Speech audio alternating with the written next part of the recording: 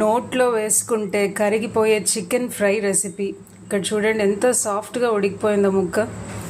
4-5 గంటలు ఖచ్చితంగా మ్యారినేట్ చేయాలండి. పెరుగు, వెనిగర్, నిమ్మరసము, బేకింగ్ సోడా, ఉల్లిపాయ రసం అండి చాలా ఇంపార్టెంట్. ఇవన్నీ వేసి మ్యారినేట్ చేసి 4-5 గంటలు, మిగతా స్పైస్ పౌడర్స్ కూడా వేయాలండి. అన్నీ వేసి మ్యారినేట్ చేసి 4-5 గంటలు ఫ్రిడ్జ్లో ఉంచండి.